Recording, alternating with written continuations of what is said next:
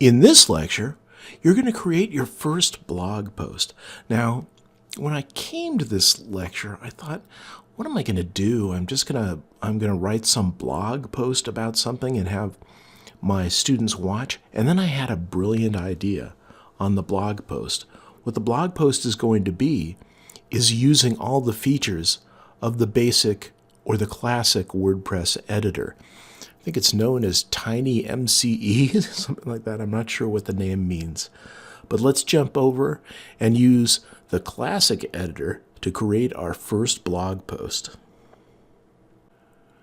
So here I am in WordPress, and I'm going to come up to Posts, and let's see all the posts. Now, one of the things you get automatically with WordPress is Hello World. So once again, just like we did with Sample Page, we're going to go ahead and we're going to get rid of that. And then we're going to add new. And we're going to call this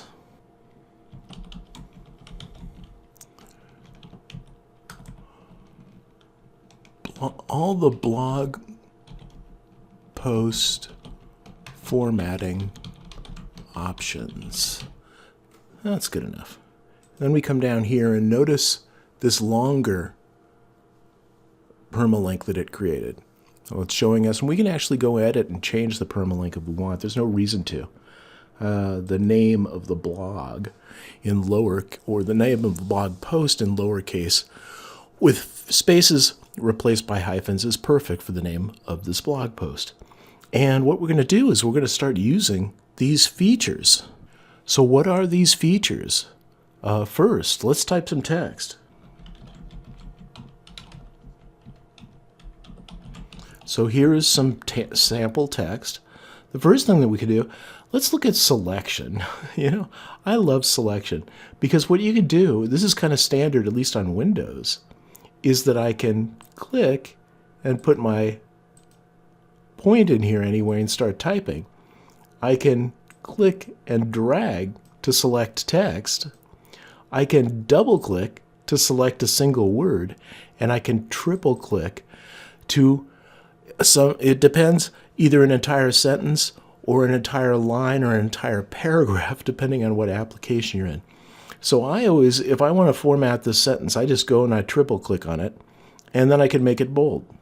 So this is what it looks like, bold. I can triple click again and I can make it italic, so it's bold italic.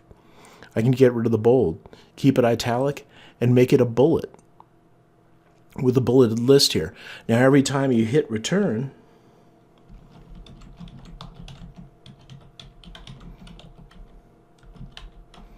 you get a new bulleted list item. If at some point you want to end the list, just hit the bullets, and hit the bullet control, and you've ended the bulleted list. Now the other kind of list is a numbered list, and that simply numbers the line items.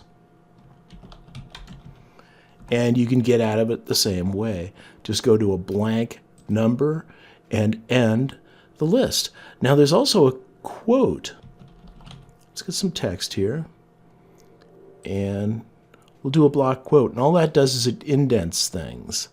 Now I can also control justification, so let's end this quote, and then justification would look like this. Here's left justification, here's center justification, centers it on the page, and here's right. So it puts it to the far right of the page. I can take any of these elements, I just double click to select this word, and hit link. And I can give it a URL that it's linked to. So I can add links. I can also go in and configure some options like open the link in a new tab, things such as that. Insert read more tag. I don't know what that is. And then there's toggle the remainder of the options. Here you can cross out. So if I have this here, I can cross it out. So if I want to replace it with something, I can create a horizontal line. Let's come here, and we'll create a horizontal line. There we go. I can change text color. So let's select this word, and I can make it blue.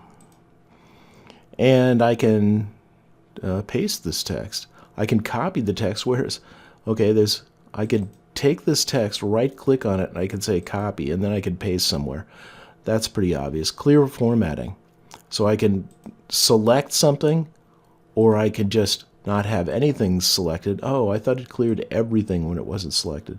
I would have selected everything I want to clear formatting on. And all that formatting went away. I can put in special characters. I can indent and undent. Let's take this and indent it. And I could just keep indenting it. Or I can undent it. And I've got undo and redo. And keyboard shortcuts. Here are the keyboard shortcuts to do things within this editor. And that's pretty much it. What do we got out of here? Add ET box. What is that? Oh, whoa. I don't know what that is. An ET button, ET tabs. Add author bio. That's strange. So anyway, this is the way that you use the editor. Now, over here on the right, you have some other configuration options. Oh, by the way, we should be able to come to some point and insert an image. Where are we able to do that? Oh, here we go, add media. I was looking for it in the control panels. So add media will take you to your media. By the way, here's your media library that we keep popping into. Oh, I got to save my changes. Let me save this as a draft. So we won't publish this yet. And let me go over to media. So the media library is what we keep popping into, and then we add new media by selecting a file and uploading it. And that's the media tab here. So while we're in posts, if I go to a post and I add media, it's going to throw us over to that media tab. And then I can pick media to insert, like here. I don't think this guy ever actually showed up, but I can insert him. And then I can come here and I can configure him. Do I want the text to flow around him with him on the left? Do I want him to be inline and break the text? Let me see. Where's the... there they are. Do I want him on the right and the text on the left? Now, most of the time... Whoa, I got to come over here. And then do you want it on the left, breaking things? Most of the time... Oh, and you can edit things, too. You can add things like... alt text, and here's the alignment. You can change the size. You can add a link. So I can link to a page or a URL or a media file or have none. So that's the way that you edit an image and the way that you bring it in. Now, I like to take the images and just have them break things and be in the center. So that's it for the controls on the classic editor. It was very easy to use. I really miss it, and a lot of other people seem to. Now, when I build more complex pages, I like to use a block editor. And in that case, I would be perfectly fine using the Gutenberg block editor or Elementor, which has become very popular, and it's nudging out Divi 3 as the top page building plugin for WordPress. So by the end of this course, I'm going to show you Elementor, and you'll see what I'm talking about and how it's easier to build complex pages with it. But I love the classic editor for just editing posts. So here's our post. It's kind of ugly, but I will save it so that we have a post. Oh, the other thing to consider is that posts have categories. By default, everything's uncategorized. So I would maybe add a new category here called samples. And then I would put the post in the samples category and take it out of uncategorized. Now I can have hierarchies of categories by having a parent for my category, and I can also come over here to the categories tab and just edit post categories. This is categories under posts. So I'm going to update with the new category. And here, let me show you the categories. You can see here are my categories now. I have samples, and I can't delete uncategorized. And then I can add new categories. I can even give them descriptions and colors if things use them, and so on. So that's adding our first post. Let's go take a peek at our site and see what our post looks like. And here it is. Here's our new post. Oh, you know, we forgot to put an image on it. Well, let's go change that. We'll come to posts, all posts, and here I will edit. Oh, by the way, quick edit. Sometimes you just want to make some simple changes like the date it was published, or the slug line, or the categories it's in. Maybe add some tags. Oh, tags are another ways to find a post too, or unpublish it. So all these quick things to get to update a post are available via the quick edit menu. So I can view the post, I can trash it, I can quick edit it, or I can edit it. I'm going to come in here. I'm going to come in here and I'm going to scroll down to our featured image.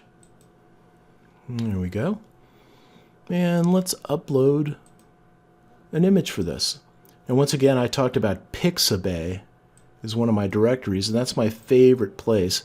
Pixabay.com to get free images. All of these are free images off Pixabay that I've downloaded. Let's use the bar.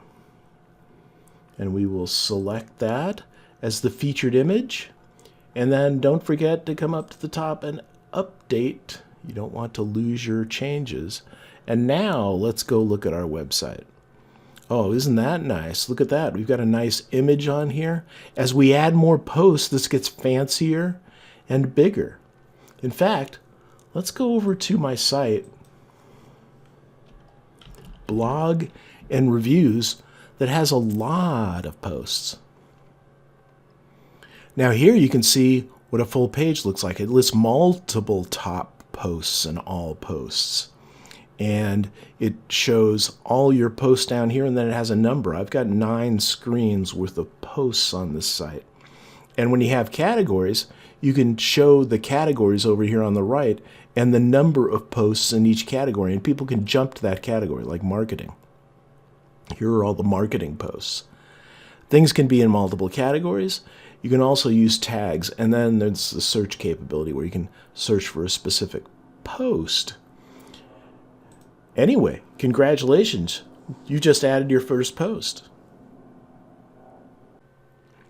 And in the next lecture, we're going to configure the primary menu to add links to all of our pages and order them correctly. I'll see you in that lecture.